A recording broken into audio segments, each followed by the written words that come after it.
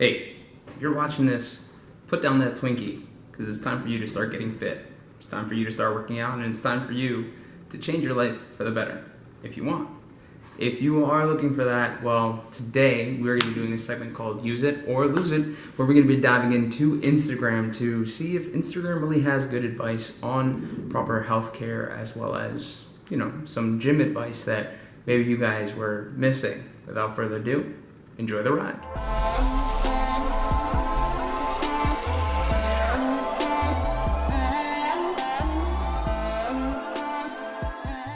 Alright, so what is up, ladies and gentlemen? It is time for you to wake up and smell the motivation. My name is Mr. X, and this is Heim Time, where it's all motivation all the time. And today we are going to be discussing a few tips through the segment Use It or Lose It, where I look up some gym advice and I determine whether it should be gym advice you're looking for or if it's not, right? So we rate it either use it or lose it. And today is the first day I'm actually wearing a bright color for once, right? Besides a white shirt.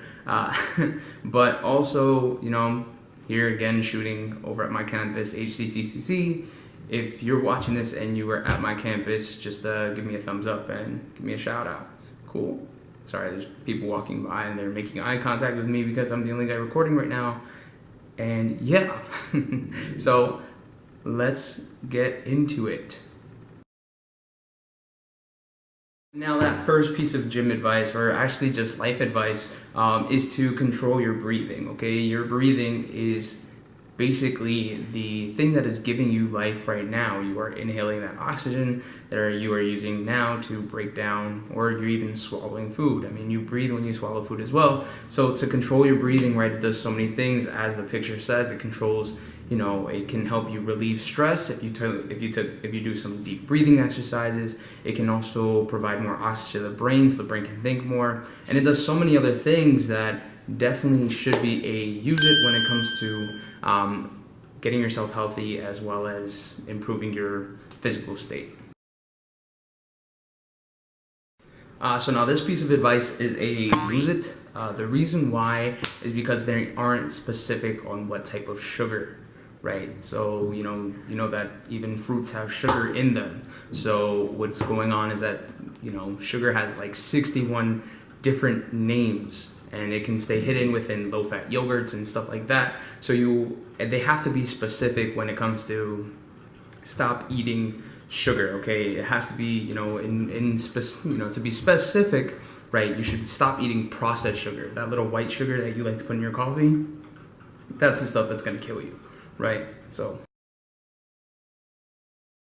even though this tip is more on the mental health side, right, and working with like your mentality, it's definitely a user when it comes to improving your physical ability as well.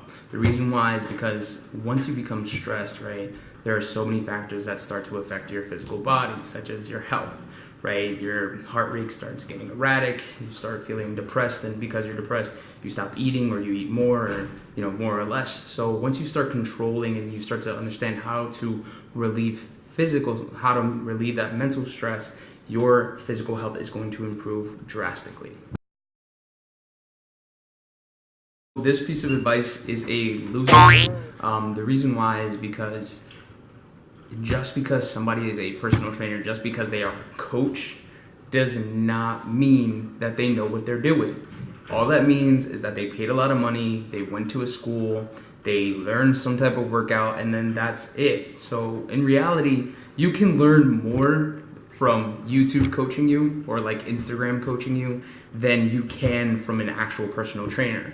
The reason why is because the internet is so vast that it gives you options and it helps you to understand your body further. Now, you can ask advice from a coach, but I don't think that you should personally have like a training regimen designed by a coach from a physical trainer, right? It's just in my personal opinion, a lose it. This piece of advice, even though it's just a girl, right, and doing a split, or correct me if I'm wrong, right, it's her doing a split with her hands down, picking herself up. And what that is basically, it's a simple message, right?